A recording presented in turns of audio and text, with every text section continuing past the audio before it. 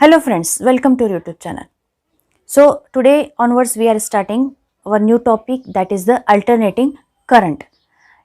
जब हम AC circuit के बारे में बात करते हैं तो we have two point of views, that we have to discuss about the current as well as we have to discuss about the EMF. Okay?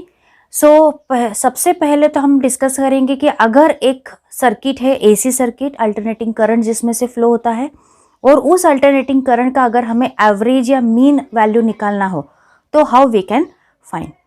So already we know that how the current equation is given. The current equation it is given as I is equals to I not sine of omega t, क्योंकि current जो है वो sinusoidal wave के form में flow होता है जैसे इस वेव में दिखाया गया है. साइनोसाइडल वेव मीन्स व्हाट, मतलब क्या होता है, जो इक्वेशन साइन वेव्स में के फॉर्मेट में होती है और उसको अगर हम ग्राफिकल रिप्रेजेंट करें तो we are getting here the sine wave, the wave format, then it is called as a sine wave.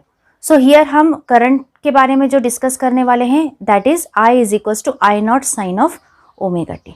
Okay, but if we are discussing over a full cycle, we know that for a full cycle the angle, phase angle, it come from starting from 0, and the final phase angle for one complete cycle it will be the 2 pi.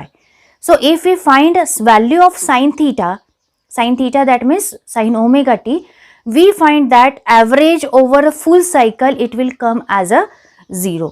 because क्यों 0 आने वाला है, क्योंकि कभी कभी किसी angle के लिए साइन का वैल्यू 0 आता है, किसी के लिए +1 आता है, किसी के लिए -1 आता है. अगर हम एक कंप्लीट साइकिल लेने वाले हैं तो जो ऊपर वाला एंगल होगा दैट मीन्स π/2, उस एंगल के लिए एंगल जो वैल्यू आएगा साइन का वो होगा +1, और जो नीचे वाला कर्व है उसके लिए जो वैल्यू आएगा वो होगा -1. बाकी बीच वाले सभी वैल्यू साइन के लिए 0 होंगे. सो अगर ये +1 -1 और बाकी सभी 0, इसका अगर हम एवरेज लेते हैं तो we are always getting the 0 for the complete cycle. So for finding the average or the mean value of AC, that means alternating current, we are treating the half cycle only for the current.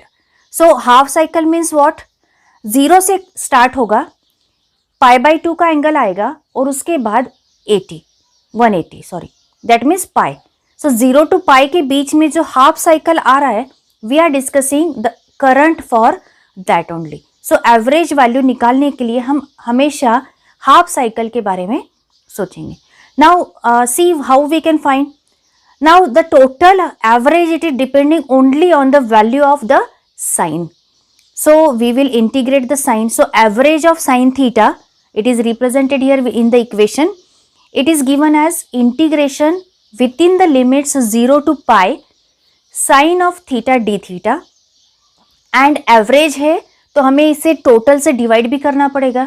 सो हम इसे total मतलब integration of total angle d theta से divide कर रहे हैं. So you are getting here integration 0 to pi sine theta d theta divided by integration of d theta.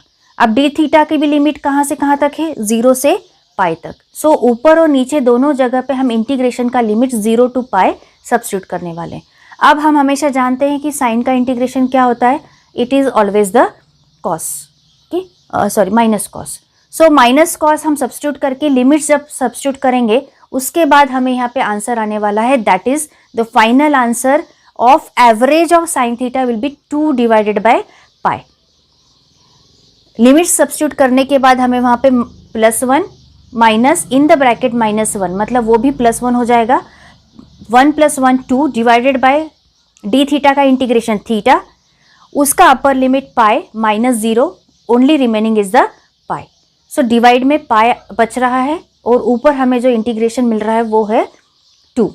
सो इस पूरे sine theta का एवरेज हमें मिला over the half cycle, that is 2 divided by pi.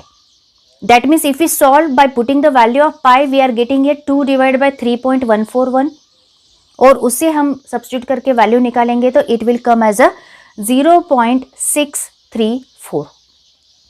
So what is our average value of current?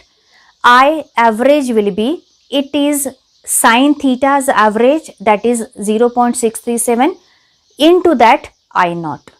So I naught, what is I naught in this equation? I naught is the peak value of the current, maximum value of the current over a cycle. That means nothing but the sine waves amplitude.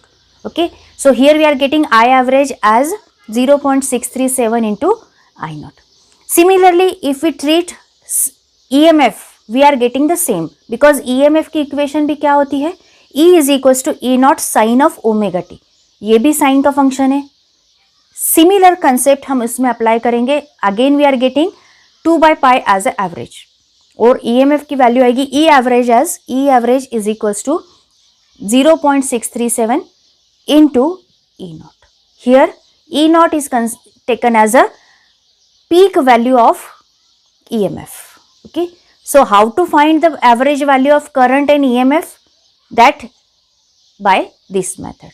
Okay, so hope you understand this method of finding the average, because total if you are going to find over a cycle, we will get the total EMF 0 and current also 0.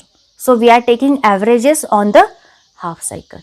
So hope you understand this concept. If you have any doubt, please comment here, share this video and subscribe our channel.